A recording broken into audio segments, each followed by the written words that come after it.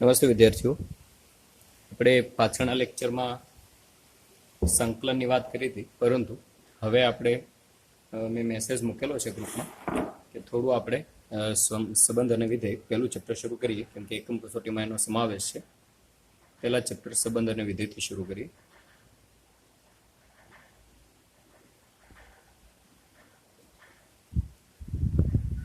Already આ વિધેય આપણે સંબંધ અને વિધેયનું જે ચેપ્ટર છે એ ધોરણ 11 ની અંદર આવી ગયેલું છે. થોડું તમે રિફર કરજો, પછી આપણે આ લેક્ચર જોશો તો વધારે સમજાશે. ચિંતા જેવું નથી, કેમ કે ચેપ્ટર ઘણું સહેલું છે. સૌપ્રથમ વાત કરીએ આપણે સંબંધની. વિધેયથી તમે બધા પરિચિત છો. વિધેયની અંદર શું આવે? પ્રદેશ, વિસ્તાર અને સહપ્રદેશ. એની વ્યાખ્યા પણ તમને ખબર છે. સંબંધ કોને કહેવાય? દાખલા તરીકે આપણે માની લો કે એની અંદર ગણ એ ના ઘટકોની સંખ્યા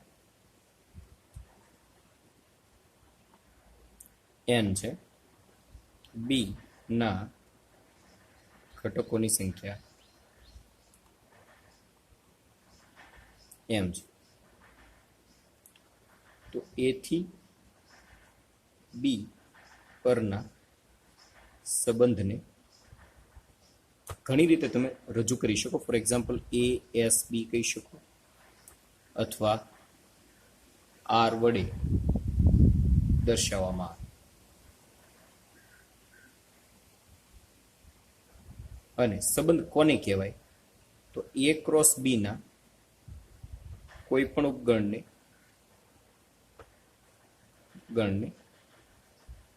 A થી B પરનો સંબંધ કહે છે. આ એની વ્યાખ્યા થઈ. A ક્રોસ B એટલે શું? એ તમને ખબર છે, કાર્ટેશિયન ગુણાકાર.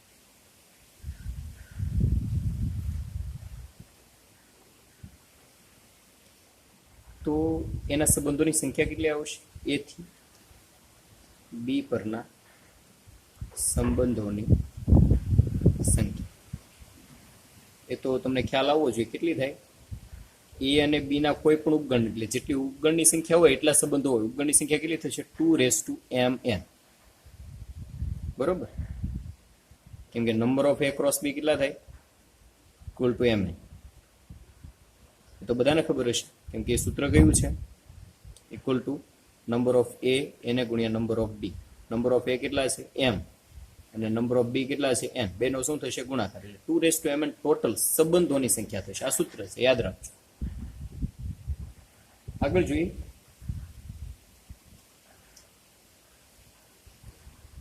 સંબંધનો પ્રદેશ અને વિસ્તાર.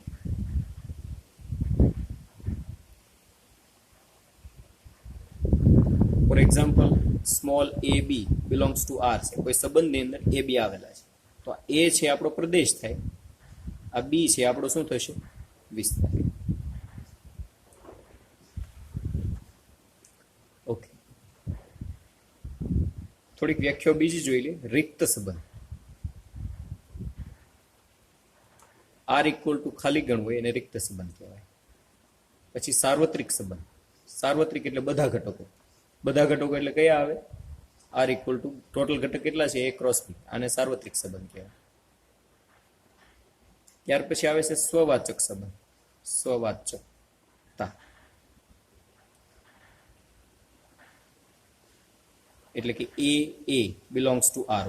મતલબ પોતે પોતાનો ઘટક જે છે એ સંબંધની અંદર પોતે પોતાની સાથે સંબંધ ધરાવતો હોય તો એને સ્વવાચકતા કહેવાય. સ્વ એટલે પોતાનો, પોતાની સાથેનો સંબંધ. પછી છે સંમિતતા. દાખલા તરીકે AB બિલોંગ્સ ટુ R હોય, આ આપણે લઈ લેવાના, તો એનું ઊંધું એટલે BA બિલોંગ્સ ટુ પણ R હોય. સંમિત એટલે બંને બાજુ સરખું. AB બિલોંગ્સ ટુ R હોય તો BA બિલોંગ્સ ટુ પણ R થવા જોઈએ. અને પરંપરિતતા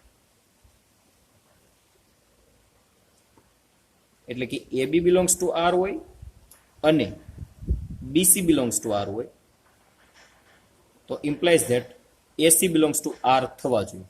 આ આપણું ધારેલું હોવું જોઈએ. આ સાબિત કરવાનું. આ ધારેલું છે, આ સાબિત કરવાનું. તો એ પરંપરિત છે એવું કહી શકો. જો સંબંધ અથવા તો વિધેય જે છે તે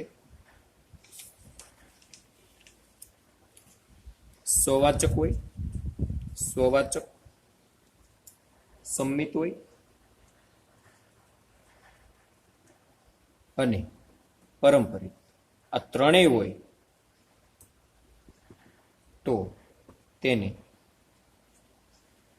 સામ્ય સંબંધ કહે છે. આ સામ્ય સંબંધની આ વ્યાખ્યા છે. આ ત્રણેય હોય તો એ સામ્ય સંબંધ છે. ઓકે, અહીંયા આપણી થિયરીનો ભાગ પૂરો થાય છે. સ્વાધ્યાય જોઈએ 1.1. પહેલો દાખલો છે એ ઇક્વલ ટુ આપણને આપેલા છે 1, 2, 3 અપ ટુ ધેર 14. સંબંધ કઈ રીતે આપેલો છે? જો આ સંબંધ આ રીતે આપેલો હોય એક્સ વાય, જ્યાં એ બે વચ્ચેનો સંબંધ કયો છે? 3xy ઇક્વલ ટુ 0 થવા જોઈએ. આ સંબંધ છે, આને સંબંધ કહેવાય, રિલેશન છે. અત્યાર સુધી આપણે સંબંધ કરતા હતા, એ શું છે? આ રીતે વ્યાખ્યાયિત કરેલો હોય. એનો મતલબ એવો થાય એક્સ પણ એની અંદર લેવાના છે, વાય પણ કોની અંદર હોવો જોઈએ? એની અંદર. તો એવો સંબંધ કયા મળી શકે? જુઓ જી, પહેલેથી આપણે ટ્રાય કરતા જઈએ, જોતા જઈએ. આર ઇક્વલ ટુ કયા મળે સંબંધો? એક્સ બરાબર 1 લઈએ તો વાય બરાબર કેટલા આવશે? 3. આ વાય આ બાજુ જાય એટલે વાય ઇક્વલ ટુ કેટલા થઈ જાય? 3x થઈ જાય. x1 તો y3, x2 તો y કેટલા આવશે? 2 મૂકો 6, 3 મૂકો તો 9, 4 મૂકો તો 12 અને 5 મૂકો તો અહીંયા 15 આવે, પણ 15 આની અંદર છે નહીં, 14 સુધી જ છે. તો આ એક્સ અને વાય બંને કોની અંદર હોવા જોઈએ? એની અંદર હોવા જોઈએ. તો 5 છે એ એની અંદર છે, પરંતુ આ 15 છે એની અંદર આવતા નથી. અહીંયા 5 મૂકો તો 5 ગુણ્યા 3 કેટલા થાય? 15. તો 15 છે એની અંદર નથી, એટલે આ ચાલે નહીં. અહીંયા સુધી ચાલે, આ નહીં. તો જોઈએ આપણે સ્વવાચકતા. 1, 1 નોટ બિલોંગ્સ ટુ આર. 1, 1 નો ઘટક આની અંદર ક્યાંય છે નહીં. પોતાની સાથેનો સંબંધ આપણે વાત કરી હતી ને, પોતાની સાથેનો સંબંધ જો હોય તો જ એને સ્વવાચકતા કહેવાય. એટલે 1, 1 બિલોંગ્સ ટુ આર નથી, તે સ્વવાચક નથી. એક પણ ન હોય એટલે સમજી જવાનું એ સામ્ય સંબંધ નથી. આપણને રકમની અંદર શું ચેક કરવાનું કીધેલું છે? કે સ્વવાચક, સંમિત અથવા પરંપરિત છે કે નહીં, ત્રણેય ચેક કરવાનું છે. એટલે સામ્ય સંબંધની હમણાં વાત કરવાની નથી. સ્વવાચક નથી, બીજું જોઈએ કોઈ પણ એક એની અંદર હોય એવું લેવાનું. એક એની અંદર હોય એવું કયું છે? 1, 3 belongs to R. જો અહીંયા 1, 3 R ની અંદર છે, implies that એનું ઊંધું કરી નાખવાનું. 3, 1 આની અંદર છે નથી, તો નોટ બિલોંગ્સ ટુ R. તો એ કેવું થાય? સંમિત નથી. બહુ ઈઝી છે, આવી જ રીતે કામ લેવાનું છે. હવે બે એવા ઘટકો લેવાના પરંપરિત માટે કે જે R ની અંદર હોય. મેં વાત કરી હતી ને અહીંયા, આ જે છે એ હોવું જોઈએ, આ સાબિત કરવાનું. આ હોવું જોઈએ, આ સાબિત કરવાનું. તો અહીંયા આપણે એ જ કર્યું કે એક ઘટક એની અંદર હતો એવો લઈ લીધો 1, 3. તો એનું ઊંધું ચેક કર્યું તો એની અંદર નથી. હવે બે ઘટક લેવાના. કયા? 1, 3 બિલોંગ્સ ટુ R અને આ જે બીજો ઘટક હોય એની સાથે જોડાયેલો કોઈ પણ ઘટક લેવાનો. એટલે અહીંયા આના જેવું જ છે. જો એ બી બિલોંગ્સ ટુ R છે તો અહીંયા આ બી છે અહીંયા પહેલા લઈ લીધો. બીસી બિલોંગ્સ ટુ R હોવું જોઈએ, તો છેલ્લે પહેલો ઘટક અને છેલ્લો ઘટક R ની અંદર આવે એવું આપણે સાબિત કરવાનું. તો અહીંયા શું કરશું આપણે કે 1, 3 બિલોંગ્સ ટુ R લીધા, તો હવે 3 અહીંયા આવે એવો ઘટક લેવાનો. એવો ઘટક ક્યાં છે? 3, 9. 3, 9 બિલોંગ્સ ટુ R. આવા બે ઘટક લઈ લીધા, 1, 3, 3, 9. જો આના જેવી વાત થઈ, એ બી બિલોંગ્સ ટુ R અને અહીંયા શું આવે? બીસી બિલોંગ્સ ટુ એ બી 3, અહીંયા બી પાછા આવવા જોઈએ વ્યાખ્યા પ્રમાણે. ઇમ્પ્લાઇઝ ધેટ હવે પહેલો અને છેલ્લો ઘટક R ની અંદર હોય તો એ પરંપરિત છે, નહીં તો નથી. એટલે પહેલો ઘટક કયો છે? 1 ને છેલ્લો ઘટક કયો છે? 9. R ની અંદર જુઓ 1, 9 ની અંદર ક્યાં આવે છે? નથી, એટલે નોટ બિલોંગ્સ ટુ R. તેથી તે પરંપરિત નથી. ઓકે, દાખલો પૂરો. આગળ જોઈએ બીજો દાખલો.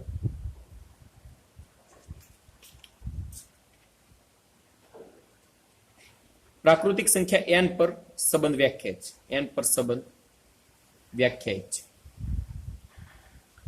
આ એના પર છે એનો મતલબ શું?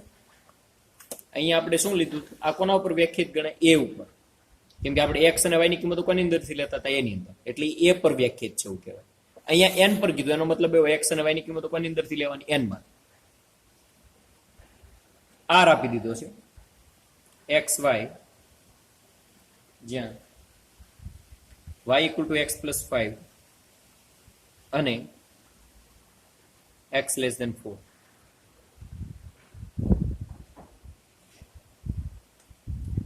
તો શું કરવાનું, x ની કિંમત 4 કરતા નાની લેવાની છે, એટલે x ની કિંમત કઈ કઈ લઈ શકો તમે, 1, 2 અને 3. તો r શું મળશે આપણને, જોતા જઈએ શું મળે. x બરાબર 1 લઈએ, અહીંયા 1 મૂકો તો y કેટલા મળે, આ સંબંધ છે x અને y. તો અહીંયા x 1 લ્યો તો y કેટલા મળે, 6. 2 લ્યો તો કેટલા મળે, 7. અને 3 લ્યો તો કેટલા મળે, 8. બસ આ સંબંધ અહીંયા વાત પૂરી. હવે સંમિતતા અને સ્વવાચકતા ને બધું ચેક કરવાનું છે, એ તમે ટ્રાય કરજો, બરોબર, યોર સેલ્ફ. કઈ રીતે જોશો, એક હજી ગણાવી દો એટલે તમને ખ્યાલ આવે. સ્વવાચકતા કઈ રીતે ચેક કરવાની, 1 1 નોટ બિલોંગ્સ ટુ r, સ્વવાચક નથી. પછી 1 6 બિલોંગ્સ ટુ r લઈ લીધા કેમ કે હતા, તો 6 1 નોટ બિલોંગ્સ ટુ r ની અંદર હોય એવો ઘટક લેવાનો, ઊંધું છે કે નહીં ચેક કરવાનું. આવું બધા માટે ચેક કરવું પડે. આ તો આપણે એવું જ પકડી લેવાનું કે કોઈ પણ એક વાત એવી ન થાય એટલે સમજી જવાનું કે એની અંદર એ સ્વવાચક છે, અસંમિતતા માટે, એની અંદર એ સંમિત નથી. ટૂંકમાં એક ઘટક, આ તો આપણે નથી એવું આપણને ખબર જ પડી જાય કે 1 6 છે તો 6 1 નથી. એવો એક ઘટક તમારે દર્શાવી દેવાનો કે જે આની અંદર ન આવતો એટલે સંમિત નથી, આ સંમિત નથી. કયો આવે એના કરતા કયો નથી આવતો એ ગોતવાનું, તો વધારે સહેલું પડશે. ઓકે, પરંપરિતતા માટે સંબંધ આપણને મળે એવો છે જ નહીં. જુઓ તમે, પરંપરિત છે જ નહીં સંબંધ પરંપરિત નથી, કેમ કે એવી કોઈ સાંકળ જ નથી. 1 6 તો 6 અહીંયા આવવા જોઈએ, 6 અહીંયા આવે તો 6 અહીંયા આવે, 6 અહીંયા આવે એવો કોઈ દાખલો જ નથી. 2 7 લ્યો તો 7 આવે એવો કોઈ દાખલો જ નથી. 3 8 લ્યો તો 8 અહીંયા પેલા આવે એવો કોઈ દાખલો નથી. એટલે ટૂંકમાં પરંપરિત નથી એવું કહી શકાય. બસ દાખલો.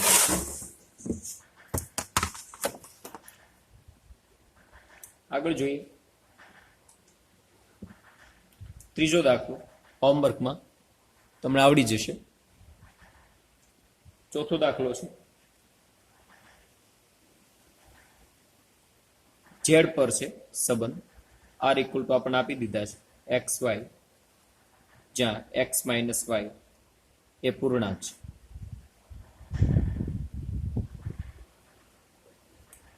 પૂર્ણાંક હોય એવા ટોટલ સંબંધ બધા એની અંદર આવશે. તો જોવાનું છે આપણે, ઝેડ ની અંદર આવી જવું જોઈએ. સૌપ્રથમ હું શું લઉં છું, જ્યારે તમારે આગળ કોઈ લિમિટ ન હોય, આંકડા ન હોય અને બધા ઉપર વાત કરવાની કીધી હોય એટલે એ લઈ લેવાના, સાર્વજનિક વાત કરવાની.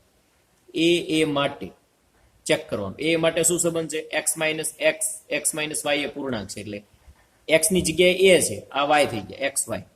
તો અહીંયા એ મૂકો એટલે શું આવે, એ માઇનસ એ ઇક્વલ ટુ 0. તો 0 છે ઝેડ ની અંદર આવે, પૂર્ણાંક છે ને. જો સમજવાનું છે, સંબંધ વ્યાખ્યાયિત થાય છે કે નહીં. સંબંધ શું છે, આ સંબંધ કહેવાય. એક્સ માઇનસ વાય એ પૂર્ણાંક છે. તો પેલા સ્વવાચકતા માટે શું લેવાનું, તું પોતે પોતાનો સંબંધ, એટલે એ. તો આની સાથે મૂકો તમે, એક્સ ની સાથે એ છે, વાય ની જગ્યાએ એ છે, એટલે એ માઇનસ એકલા થાય 0. 0 એ પૂર્ણાંક જ છે, થાય ને, ઝેડ ની અંદર આવે, તે સ્વવાચક છે. આગળ વાત કરું સંમિતતા માટે. શું લઈએ, A B belongs to R. Already એક સંબંધ છે એવું માની લેવાનું.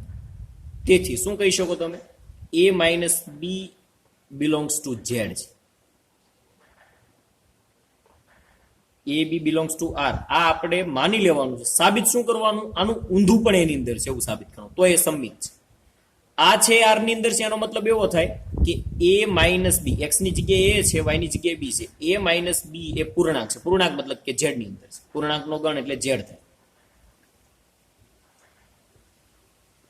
તો શું આવે, અને માઇનસ કરી નાખો તો બી માઇનસ એ બિલોંગ્સ ટુ પણ શું થાય, ઝેડ જ થાય. દાખલા તરીકે હું તમને એવું કહું કે 2 - 1 equal to 1 belongs to Z, Z ની અંદર આવે, તો આનું ઉલટાવી નાખો તો 1 - 2 ઇક્વલ ટુ અહીંયા માઇનસ થાય, અહીંયા પ્લસ હોય તો અહીંયા માઇનસ આવે. પણ પ્લસ અને માઇનસ બે કોની અંદર હોય, ઝેડ ની અંદર તો હોવાના જ છે. તો બી એ બિલોંગ્સ ટુ પણ શું થાય, ઝેડ થાય. બી એ બિલોંગ્સ ટુ ઝેડ થાય તો આની સાથે સરખાવો, એક્સ માઇનસ વાય એ પૂર્ણાંક છે, તો બી માઇનસ એ પણ પૂર્ણાંક છે. તો બી ની જગ્યાએ શું છે, એક્સ, એટલે અહીંયા એક્સ ની જગ્યાએ બી, અને વાય ની જગ્યાએ શું છે, એ, એટલે બી એ બિલોંગ્સ ટુ આર.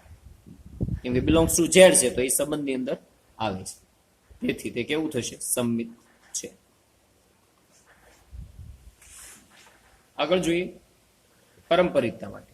તો બે લઈ લેવાના, A B belongs to R અને બીજું શું લઈ લેવાનું? BC belongs to R. આ બે આર ની અંદર છે એવું માની લઈએ. એ બે આર ની અંદર છે એનો મતલબ એવો કે A minus B belongs to Z છે અને B minus C belongs to પણ શું થાય? ઝેડ છે. હવે કોઈની બાદબાકી તમે હવે આ બે નો સરવાળો કરી નાખો, આનો અને આનો, તો શું આવશે? એ માઇનસ બી પ્લસ બી માઇનસ સી. ઝેડની પૂર્ણાંકનો સરવાળો પણ કોની અંદર હોય? પૂર્ણાંકમાં જ આવે. તો શું થશે? બી બી જતા રહે, એ માઇનસ સી બિલોંગ્સ ટુ પણ શું આવે છે? વાત તો એ જ હતી ને, A minus C belongs to Z. એનો મતલબ એવો થાય કે એક્સ ની જગ્યાએ એ છે, વાય ની જગ્યાએ સી. આ સંબંધ છે, આની સાથે જોવાનું. આવી વાત આવી જવી જોઈએ, એક્સ માઇનસ એ પૂર્ણાંક છે. તો અહીંયા જો એવું જ આવી, એ માઇનસ સી એ પૂર્ણાંક છે, બિલોંગ્સ ટુ ઝેડ એટલે પૂર્ણાંક છે, એટલે એક્સ ની જગ્યાએ એ છે, વાય ની જગ્યાએ સી છે, એટલે એ સી બિલોંગ્સ ટુ શું થશે? આર. પૂર્ણાંક હોય એટલે આર ની અંદર છે, પારંપરિક છે.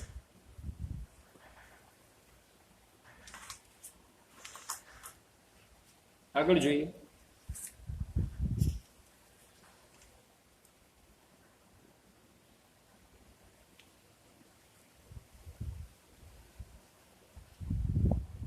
પાંચમું છે, કોઈ ચોક્કસ સમયે એક નગરમાં વસતા મનુષ્યોના ગણ. એક નગરની અંદર મનુષ્ય વસે, નગરમાં વસતા મનુષ્યોનો ગણ, મનુષ્યનો ગણ એ છે. એના ઉપર આર વ્યાખ્યાયિત છે, વ્યાખ્યાયિત છે. તો સંબંધ કયો છે? આર ઇક્વલ ટુ શું આપ્યું છે? એક્સ વાય, જ્યાં એક્સ અને વાય એક જ સ્થળે કામ કરે છે, એક જ સ્થળે કામ કરે છે. તો શું આવશે? સ્વવાચકતા માટે શું આવે? એક્સ અને વાય છે તો એ માટે. એનો મતલબ એવો થાય કે એ અને એ એક જ સ્થળે કામ કરે છે. એ વાત સાચી થાય? વિચારો. પોતે ને પોતે બીજો એટલે બંને એક જ થયા ને, બંને એક જ જગ્યાએ કામ કરતા હોય, તેથી એ બિલોંગ્સ ટુ શું થાય? આર છે. બીજું થોડુંક મગજ હકારજો, એટલું બધું હાવ સહેલું ને સીધું નથી, સૂત્ર ઉપરથી જવાબ આવે, વિચારવું પડે. એ બી બિલોંગ્સ ટુ આર માટે ઇમ્પ્લાઇઝ ધેટ. આપણે આ વાત થઈ ગયેલી છે કે પેલા આ લઈ લેવાનું, ઊંધું સાબિત કરવાનું. તો A B belongs to R નો મતલબ શું થાય? એ અને બી એક જ સ્થળે કામ કરે છે. હવે એ અને બી એક સ્થળે કામ કરે, એની જગ્યાએ હું આવું લખું કે બી અને એ એક જ સ્થળે કામ કરે, તો એ બે નો મતલબ શું થાય? સરખો જ થાય. આવું લખી શકાય, સ્થળે કામ કરે છે. એ અને બી એક જ સ્થળે કામ કરે, એની જગ્યાએ એવું કહી શકો કે બી અને એક જ સ્થળે કામ કરે. બે સરખું જ છે ને, ખાલી આપણે વાત ઊંધી કરી. કદાચ એવું કહેવામાં આવે કે રમેશ અને મહેશ માનો કે મહુવામાં કામ કરે છે, તો એની જગ્યાએ હું એવું કહું કે મહેશ અને રમેશ મહુવામાં કામ કરે. બેનો મતલબ તો કેવો છે? સરખો છે. એ અને બી એક જ સ્થળે કામ કરે તો આવું લખી શકો. તો બી અને એક જ સ્થળે કામ કરે તો શું લખી શકો? B A belongs to R. તો A B belongs to R, તો બી એ બિલોંગ્સ ટુ પણ આર છે, તેથી તે સમમિત છે. પારંપરિક માટે જોઈએ કે A B belongs to R implies that, અને બીજું શું લઈ લેવાનું છે? B C belongs to R. આ બે બાબત લઈ લેવાની. તેથી શું લખી શકો? જો એ અને બી એક જ સ્થળે કામ કરે, પાછું એવું, આનો મતલબ શું થાય? બિલોંગ્સ ટુ આર નો મતલબ એવો થાય કે સંબંધ પ્રમાણે કામ લે છે. બિલોંગ્સ ટુ આર છે એટલે સમજી જવાનું કે આ પ્રમાણે થાય છે. એક્સ અને વાય એક જ સ્થળે કામ કરે છે. તો અહીંયા હું જો એવું કહેતો હોઉં કે A B belongs to R એટલે એ અને બી એક જ સ્થળે કામ કરે, બીસી બિલોંગ્સ ટુ આર મેં કીધું, આ બે લઈ લેવાના છે. સાબિત શું કરવાનું? પેલું અને છેલ્લું બિલોંગ્સ ટુ આર થવું જોઈએ. તો એ અને બી એક જ સ્થળે કામ કરે, અને બી અને સી, દાખલા તરીકે માનો કે આ શહેર મહુવા છે, મહુવા છે, આ એ અને બી મહુવામાં કામ કરે છે, તો પાછા આનો મતલબ એવો થાય બી અને સી પણ એક જ સ્થળે કામ કરે. તો જ્યાં બી કામ કરતો હોય ત્યાં શું કામ કરતો હોય? સી. એટલે એ બી સી ત્રણેય એક જ સ્થળે કામ કરે, તો એવું કહી શકો એ અને સી પણ મહુવામાં કામ કરે છે. તો એનો મતલબ તો એવો થાય ને કે એ અને સી પણ બિલોંગ્સ ટુ આર થાય, તેથી તે પારંપરિક છે. આગળ જોઈએ શું કીધું છે? એક્સ અને વાય એક જ વિસ્તારમાં રહે છે. ઓલું સ્થળે કામ કરવાનું હતું, એક જ સ્થળે કામ કરે છે. આ રહેવાની વાત છે કે એક જ વિસ્તારમાં રહે છે. જ્યાં સ્થળે કામ કરે છે ને આ શબ્દ બદલી નાખજો કે એક જ વિસ્તારમાં રહે છે, એટલે ઉપર ગણ્યું એ પ્રમાણે દાખલો ગણવાનો છે. તમે હોમવર્કમાં લઈ લેજો. આગળ જોઈએ ત્રીજું. આર કઈ રીતે વ્યાખ્યાયિત છે? એક્સ વાય, જ્યાં એક્સ ની ઊંચાઈ વાય ની ઊંચાઈ કરતા 7 સેમી વધારે છે. તો હું એવું કહું કે એ બિલોંગ્સ એ અને એ જોડ માટે એ ની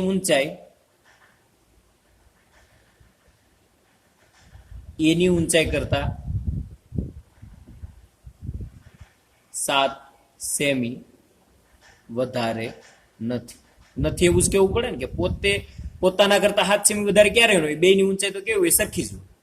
સંમિત નથી, તેથી સંમિત નથી. આ નીચે લખવું પડે પણ અહીંયા જગ્યા નથી એટલે અહીં સાઈડમાં લખું છું. હવે એ બી બિલોંગ્સ ટુ આર લઈ લેવાના છે. A B belongs to R લીધા એનો મતલબ શું થાય કે એની ઊંચાઈ વાય ની ઊંચાઈ કરતા 7 સેમી વધારે છે. મતલબ કે a equal to b plus 7 આવું કંઈક થાય. આપણે એવું લખો ને, a ની ઊંચાઈ b ની ઊંચાઈ કરતા 7 વધુ છે. આખું લખવું પડે, 7 સેમી વધુ છે. હવે આની અંદર મોટું કોણ ગણાય? એની ઊંચાઈ બી ની ઊંચાઈ કરતા વધુ છે એટલે એ મોટા છે. તો તમે એવું ન કહી શકો કે બી છે એ કરતા મોટા છે. Not belongs to R. ઊંધું ન કહી શકાય ને. આની અંદર કોની વધારે ઊંચાઈ છે? એની. આનો મતલબ બિલોંગ્સ ટુ આર. અહીંયા તમે વિચારો એક્સ વાય, આ સંબંધ છે એની અંદર મોટા કોણ કહેવાય? એક્સ મોટા કહેવાય. કે એક્સ ની ઊંચાઈ વાય કરતા વધુ છે એટલે એક્સ મોટા કહેવાય, ઊંચો છે. તો અહીંયા એ મોટા છે. તો આ બી એ બિલોંગ્સ ટુ કદાચ હું આર લખું તો એનો મતલબ શું થાય? કોણ મોટા ગણાય? બી. તો અહીંયા તો આપણે ઓલરેડી કહી દીધું મોટા કોણ છે? એ. તો એ કરતા બી ક્યારે મોટા હોય ને? મોટા ન હોય એટલે સંબંધમાં આરમાં આવે ને. એટલે સોરી, આ સ્વવાચક નથી એવું આવે ભાઈ, તો ભૂલ પડી. પેલું છે એ શું છે? સ્વવાચક નથી. આ સંમિત નથી. ત્રીજી વાત કરીએ, A B belongs to R અને BC belongs to R. Implies that, આનો અર્થઘટન શું થાય? એ છે મોટા છે બી કરતા. કેટલા છે? 7 સેમી મોટા છે. બી છે સી કરતા 7 સેમી મોટા છે. તો એ અને સી ની વચ્ચે તફાવત કેટલો આવે? સી કરતા 7 સેમી વધુ બી છે એટલે અહીંયા 7 નો ગાળો છે. હવે બી કરતા પાછા એ કેટલા મોટા છે? 7 સેમી. એટલે સી કરતા એ કેટલા મોટા થાય? 14 સેમી મોટા થાય. સમજાય છે? આ બે છે એવું લઈ લેવાનું છે. સી કરતા બી 7 સેમી મોટા છે, બી કરતા એ 7 સેમી મોટા છે. તો સી કરતા એ કેટલા મોટા કહેવાય? 14 સેમી. કેમ કે આના કરતા 7 ને આના કરતા 7 એટલે ટોટલ કેટલા થયા? 14. આપણી વાત કેટલાની હતી? 7 જ વધારે હોવા જોઈએ. તો અહીંયા કેટલા આવે છે? 14 વધારે છે. એટલે એ અને સી આર ની અંદર નથી, પરંપરિત નથી. બસ આ દાખલો અહીંયા પૂરો. મૂળ વાત સમજવાની છે, સંબંધ કોની અંદર છે એ ચેક કરવાનું છે.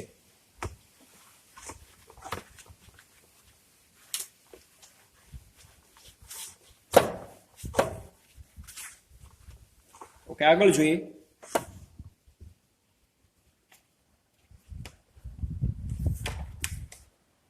કેટલામાં દાખલા આવ્યા છીએ આપણે? 5મો દાખલો આવી ગયો. હવે એવું કીધું છે, એની અંદર લખેલું છે પુસ્તકમાં, જુઓ તો ખ્યાલ આવશે. આર ઇક્વલ ટુ સંબંધ કઈ રીતે આપેલો છે? એક્સ વાય, જ્યાં એક્સ એ વાય ની પત્ની છે. આ તમે વિચારજો, ચેક કરજો, સમજજો, મજા આવશે તમને. અને વિચારવાનું છે એટલે તમને ખ્યાલ આવે. પોતાની સાથેનો સંબંધ. દાખલા તરીકે સ્વવાચક વિચારવું હોય તો એક્સ એ એક્સ ની પત્ની છે. તમે તમારી ક્યારે પત્ની હોય ન શકો, એ વાત ખોટી છે, એટલે સ્વવાચક નથી.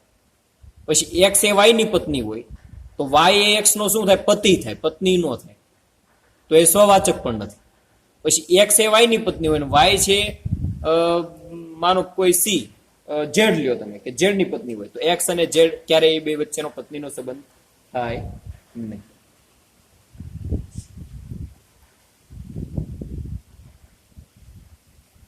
એટલે પરંપરિત પણ નથી. તમે વિચારજો, લખજો, તમને ખ્યાલ આવશે. એવી રીતે આ ઈ છે બીજો, એની પછીનો દાખલો, એ પણ તમારે વિચારવાનું છે. શું કીધું છે? એક્સ એ વાય નો પિતા છે. સ્વવાચક વિચારો, પોતે પોતાનો ક્યારે પિતા ન હોય એ વાત ખોટી પડે. એટલે સ્વવાચક નથી. સંમિતતા માટે શું છે? એક્સ એ વાય નો પિતા હોય તો વાય એ એક્સ નો શું થાય? પુત્ર થાય, પિતા થાય નહીં, એટલે સ્વવાચક નથી. પછી એક્સ એ વાય નો પિતા હોય અને વાય છે એક્સ નો પિતા હોય તો એક્સ એ ત્રણ ની વાત હતી ને, X Y belongs to R, એટલે એક્સ એ વાય નો પિતા છે અને વાય છે એ કોનો પિતા થાય? ઝેડ નો પિતા છે. તો એક્સ એ ઝેડ નો પિતા થાય નહીં, એટલે સંબંધ પરંપરિત પણ નથી. એનો પૌત્ર થાય, દાદા થાય, પણ પિતા થાય નહીં. દાખલા તરીકે આનો મતલબ શું થાય કે આનો પિતા વાય છે, વાય નો પિતા એક્સ છે, તો ઝેડ નો દાદા એક્સ થાય, પિતા નો થાય, એટલે ઝેડ નો પિતા એક્સ થશે ને, એટલે આર ની અંદર ના આવે. વિચારજો, તમને ખ્યાલ આવશે. બીજો દાખલો છે, આર પર સંબંધ એસ આપેલો છે. શું આપેલું છે સંબંધ એસ? એ બી જ્યાં A less than or equal to B square. તો પેલું આપણે વિચારીએ કે એ માટે A less than or equal to A square શક્ય નથી. શા માટે શક્ય નથી? દાખલા તરીકે એ ઇક્વલ ટુ 0.5 લ્યો, 0.5 લઈને તમે દાખલો ગણજો, આ સાબિત થાય છે કે નહીં ચેક કરજો, તમને ખ્યાલ આવશે. શક્ય નથી, એટલે સ્વવાચક નથી. બીજું, એ બી belongs to R implies that A less than or equal to B square. A B R ની અંદર હોય, સોરી S ની અંદર, એ બી belongs to S કહેવાના છે. હોય સંબંધને S કીધેલો છે, R નથી. R પર સંબંધ વ્યાખ્યાયિત છે, R એટલે વાસ્તવિક ગણ. તો A less than or equal to B square. હવે આનું ઊંધું, B less than or equal to A square શક્ય નથી, સંમિત પણ નથી. અને છેલ્લે પરંપરિત માટે એ બી બિલોંગ્સ ટુ એસ અને બીસી બિલોંગ્સ ટુ એસ. આ લઈ લેવાના છે, આપણે સ્વીકારવાનું છે. સાબિત શું કરવાનું છે? પહેલું અને છેલ્લું. તો A B belongs to S હોય તો શું લખી શકો? A less than equal to B square. BC belongs to S હોય તો શું લખી શકો? B less than equal to C square. તો અહીંયા તમે બી ની કિંમત મૂકો તો શું આવે? A less than equal to B square, એટલે આનો વર્ગ કરો, બે બાજુ આનો વર્ગ કરી નાખો તો શું આવે? B square less than equal to C ની 4 ઘાત આવે. હવે આ બી સ્ક્વેર ની જગ્યાએ આને જોડી દો એટલે શું આવે? A less than equal to C raise to 4. તો એ અને સી વચ્ચેનો સંબંધ હકીકતમાં શું હોય તો એની અંદર આવે A less than equal to B square. માની લો કે એ સી, હું એવું કહું કે જો એસ ની અંદર છે તો આપણને શું મળવું જોઈએ? A less than equal to C square મળવા જોઈએ, તો એ એસ ની અંદર છે. પણ અહીંયા શું મળે છે? C raise to 4. તેથી એ સી એસ ની અંદર નથી, પરંપરિત નથી.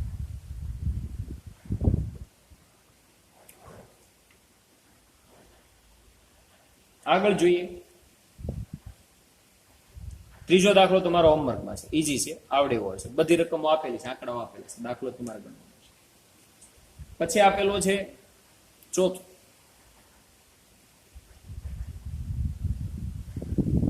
એસ આપેલો છે, આર ની અંદર વ્યાખ્યાયિત છે. શું આપેલો છે? એ બી જ્યાં A less than equal to બી. સવાચક શું થાય? એ માટે A less than equal to એ, જે સત્ય છે. એ અને એ બે ઇક્વલ ટુ તો હોય ને, લેસ ધેન નો હોય પણ ઇક્વલ ટુ તો હોય, તો એક શરતનું પાલન થાય એટલે સ્વવાચક છે.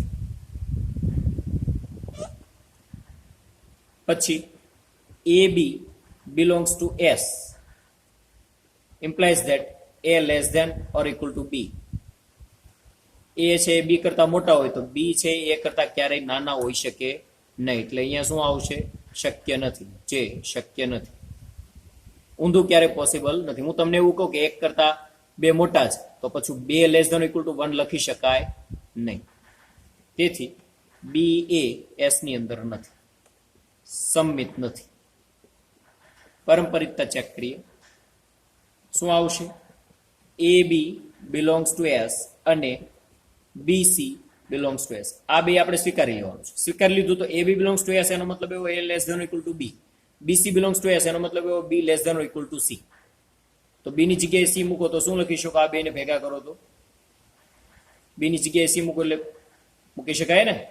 અહીંયા B less than equal to C છે, એ કરતા બી મોટા છે, બી કરતા સી મોટા હોય તો A less than equal two શું આવે? સી તમે કહી શકો.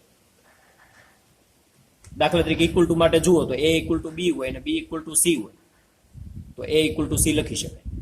લેસ ધેન માટે જો એ કરતા બી મોટા હોય, બી કરતા સી મોટા હોય તો એ કરતા સી મોટા લખી શકો. ખ્યાલ આવે? એ કરતા બી મોટા, બી કરતા સી, તો એ કરતા સી મોટા જોવા, તો આ બે શરતનું પાલન થાય. આ બે શરતને ભેગી કરો એટલે આ શરત મળી જાય. તો પારંપરિક છે એટલે એવું જરૂરી નથી કે સામ્ય સ્વવાચક હોય તો એ સંમિત ન હોય ને પારંપરિક ન હોય. આ સંબંધ આપણને કેવો મળ્યો? સ્વવાચક છે, સંમિત નથી અને પારંપરિક છે. બરોબર, દાખલા સમજવા જેવા છે અને મજા આવે એવા છે. સહેલું છે, થોડુંક વિચારવાનું છે. પછી છે પાંચમું છે આર પર છે વ્યાખ્યાત એસ બરાબર આપેલું છે એ બી, જ્યાં A less than or equal to B ઘન આપેલા છે. બી ઘન આપેલા છે એનો મતલબ શું થશે? હવે એસ ઇક્વલ ટુ પેલા સ્વવાચકતા છે એ માટે A less than or equal to B ઘન, સોરી એ ઘન શક્ય નથી. શા માટે નથી?